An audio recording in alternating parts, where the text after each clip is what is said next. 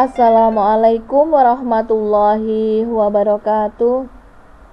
Anak-anakku kelas 5 yang soleh-solehah, alhamdulillah kita bertemu kembali dalam pelajaran fikih. Kali ini materinya adalah ibadah umroh. Anak-anak, bagaimana keadaan kalian hari ini? Alhamdulillah, semoga sehat-sehat selalu. Nah, sebelum pembelajaran kita mulai, marilah kita berdoa dengan membaca basmalah bersama-sama. Bismillahirrahmanirrahim. Anak-anak, tujuan pembelajaran kita kali ini adalah siswa dapat memahami ketentuan ibadah umroh. Nah, pada minggu yang lalu kita telah mempelajari materi tentang haji, ya. Bab haji, tata cara haji, ya. Sekarang yang kita bahas adalah umroh. Nah, pengertian umroh. Menurut bahasa, umroh berasal dari bahasa Arab, umroh, yang artinya berkunjung. Sedangkan arti menurut istilah, umroh adalah berkunjung atau berziarah ke Baitullah dengan tujuan melaksanakan ibadah kepada Allah Subhanahu wa Ta'ala untuk mendekatkan diri dengan syarat, rukun, dan waktu yang telah ditentukan oleh syariat Islam. Sedangkan dasar atau dalil ibadah umroh, ya, umroh ini merupakan ibadah yang sangat diharapkan dan didambakan bagi orang Islam yang sudah balik dan mampu biaya, kesehatan, serta keamanannya. Nah, dasar hukum, ya, dari Al-Quran ini surat Al-Baqarah ayat 196, firman Allah Subhanahu wa Ta'ala, A'udzubillahi minasyaitonirrajim, Bismillahirrahmanirrahim. Wa atimmul hajja wal umrata lillah, yang artinya, dan sempurnakanlah ibadah haji dan umroh karena Allah. Quran surat Al-Baqarah ayat 196.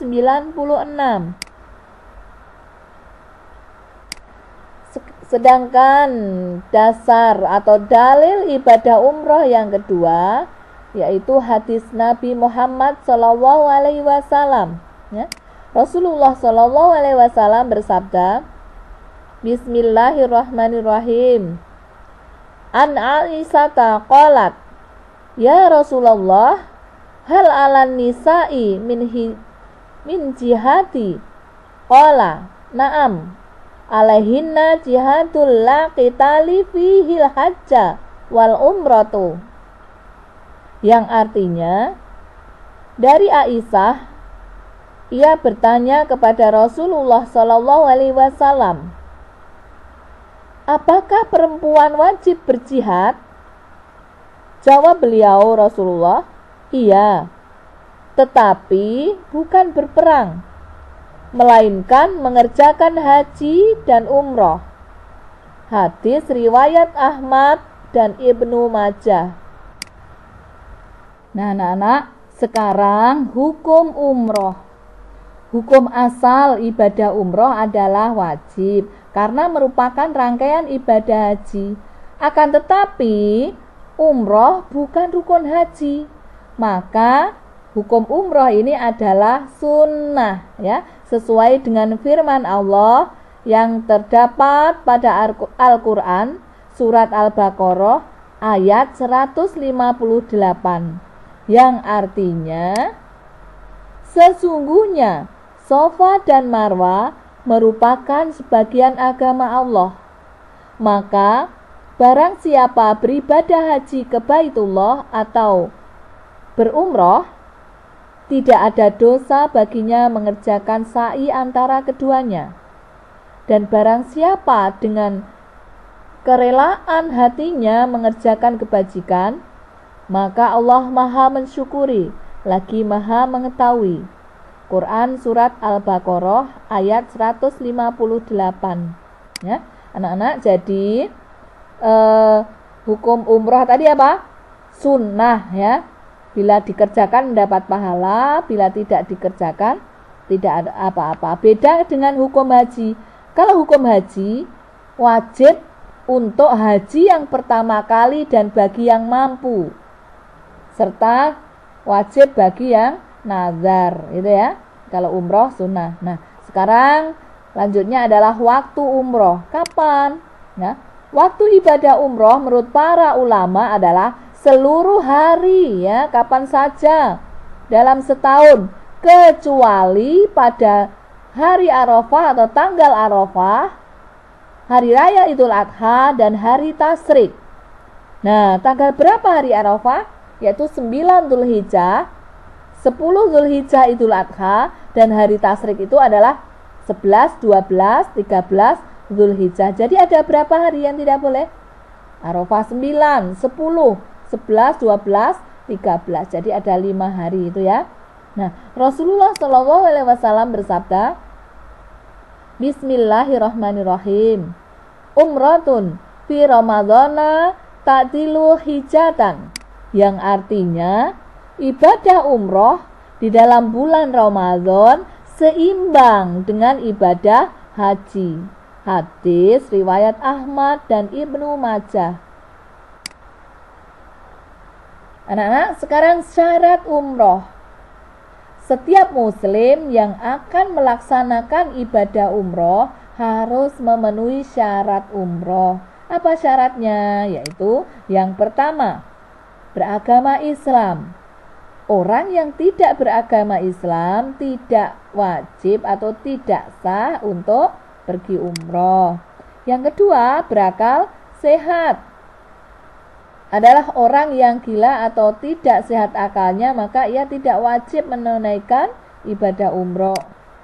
Yang ketiga adalah baligh atau dewasa.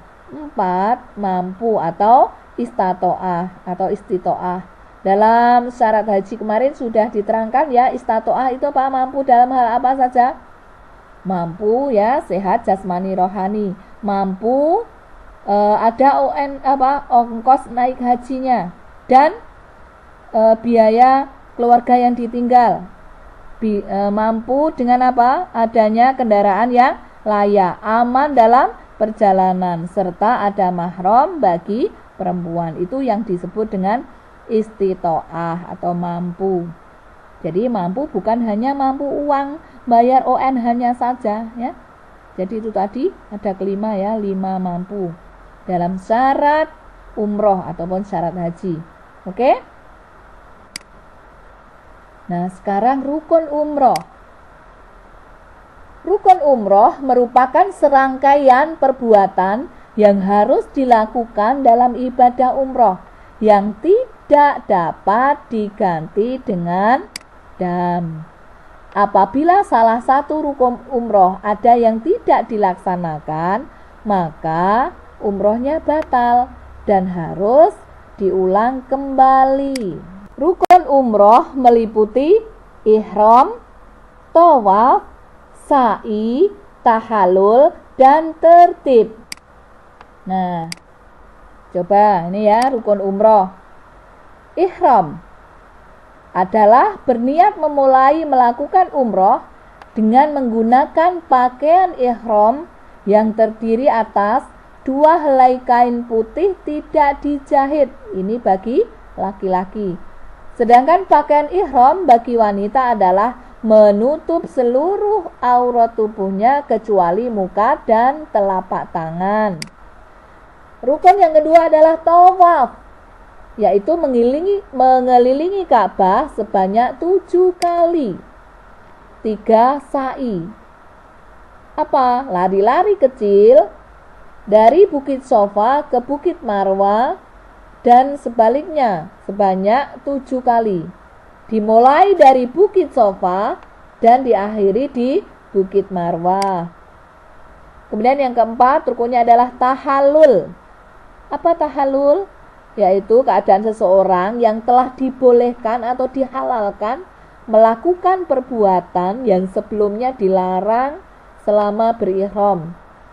Tahallul ini ditandai dengan mencukur rambut paling sedikit beberapa helai, atau ada yang bilang 3 helai paling sedikit, ya. Oke. Yang kelima adalah tertib atau urut, yaitu menertibkan rukun-rukun yang telah disebut, yakni mendahulukan yang terdahulu secara urut.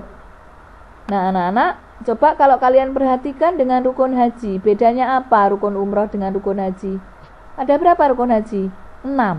Rukun umroh 5. Nah, makanya sering umroh ini disebut apa? Haji kecil, ya.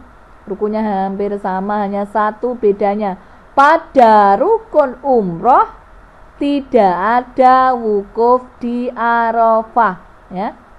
Kalau haji rukunnya apa? Ihram, wukuf, tawaf, sa'i, tahallul, tertib. Tapi kalau umroh, ihram, tawaf, sa'i, tahallul, tertib. Kenapa? Karena wukuf itu ditentukan, yaitu tanggal 9 Dzulhijjah. Jadi anak-anak perlu kalian ingat, ya, antara rukun haji dengan umroh itu bedanya pada wukuf. Di umroh tidak ada wukufnya karena tanggal 9 Dzulhijjah. Sedangkan umroh itu kan kapan saja, boleh sewaktu-waktu, di luar bulan haji juga boleh. Oke.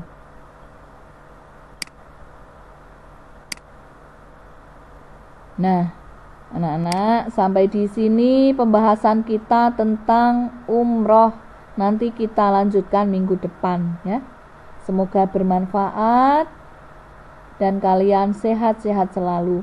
Sebelum pembelajaran kita akhiri, marilah kita berdoa dengan membaca hamdalah bersama-sama. Alhamdulillahirabbil alamin. Assalamualaikum warahmatullahi wabarakatuh.